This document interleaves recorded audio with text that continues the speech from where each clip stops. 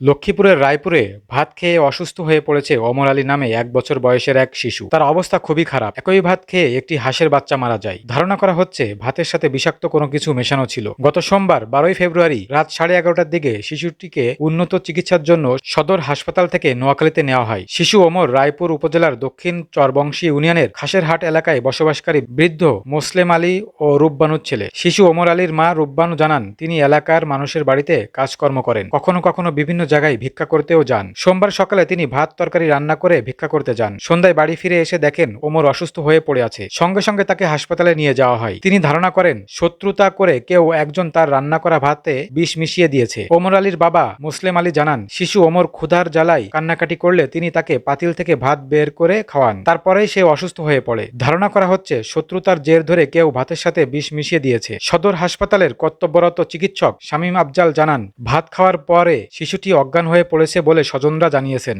একই ভাত খেয়ে তাদের হাঁসের বাচ্চাও মারা গেছে। শিশুটির অবস্থাও খারাপ ছিল। তাকে উন্নত চিকিৎসার জন্য নোয়াখালীতে পাঠানোর পরামর্শ দিয়েছি। প্রাথমিকভাবে ধারণা করা হচ্ছে ভাতের সাথে কোনো প্রকার বিষ মেশানো ছিল। লক্ষ্মীপুর শহর পুলিশ ফাঁড়ির ইনচার্জ জহিরুল আলম জানান, হাসপাতালে ভর্তির পর শিশুটিকে উন্নত চিকিৎসার জন্য নোয়াখালী পাঠানো হয়েছে। আর্থিক সামর্থ্য না থাকার কারণে সাধারণ মানুষ টাকা তুলে শিশুটির চিকিৎসার জন্য দিয়েছে।